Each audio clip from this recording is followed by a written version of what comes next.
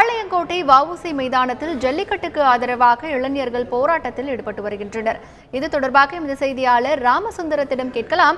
ராமசுந்தரம், சொல்லுங்க, ஜல்லிக்கட்டுக்கு ஆதரவாக போராடும் இளைஞர்கள் எப்போது போராட்டத்தை தொடங்கினாங்க? இப்போ அங்க இருக்கக்கூடிய நிலவரம் குறித்து சொல்லுங்க. வாடிவாசலில் காலையை அவிழ்த்து விட வேண்டும் என்ற ஒரே கோரிக்கையை முன்வைத்து தமிழ்நாடு முழுவதும் மாணவர்கள் போராட்டத்தில் ஈடுபட்டு வருகின்றனர். மேலும் இளைஞர்கள் பல்வேறு கட்டத்தில் போராட்டங்களை முன்வைத்து நடத்தி கொண்டிருக்கின்றனர். இந்த நிலையில நெல்லை மாவட்டம் பாளையங்கோட்டையில் அமைந்துள்ள வஉசி மைதானத்தில் போராட்டமானது நேற்று மாலை 4 மணி நேரம் துவங்கிய போராட்டம் சுமார் 17 மணி நேரங்களுக்கு மேலாக இந்த போராட்டமானது தொடர்ந்து நடைபெற்று வருகிறது.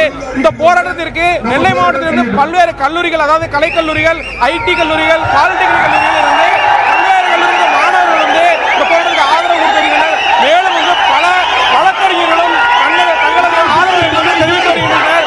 மேலும் இந்த போராட்டத்திற்கு பல்வேறு அரசியல் கட்சியினரும் கட்சி ரீதியாக இல்லாமல் போராட்டங்களுக்கு ஆதரவை தெரிவித்து வருகின்றனர். மேலும் இந்த போராட்டத்திற்கு பல்வேறு கல்லூரிகளில் மாணவர்கள் வந்த வண்ணம் இருக்கிறனர். இந்த போராட்டத்திற்கு பாதுகாப்பிற்காக சுமார் 200க்கும் மேற்பட்ட காவலர்கள் இந்த பகுதியில் குவிக்கப்பட்டிருந்தனர். ஆனாலும் இந்த போராட்டம் நடைபெறும் இடமானது ஒரு மைதானம். அந்த மைதானத்தை சுற்றி உள்ள வேலிகள் இருப்பதால் உள்ளே இருக்கும் மாணவர்கள் வெளியே செல்ல விடாமல் மட்டுமே பாதுகாத்து இந்த போராட்டமானது நடைபெற்று வருகிறது.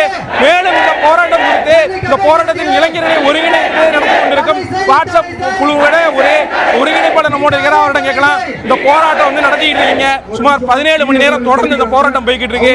இந்த 17 மணி நேரம் போராட்டம் கடந்துடுச்சு. அடுத்த கட்டமா என்ன போராட்டம் நீங்க முன்வைக்க போறீங்க? யாரும் இதுக்கு ஆதரவு தெரிவிக்கிறதுக்கு உங்கள்கிட்ட பேசியிருக்காங்க?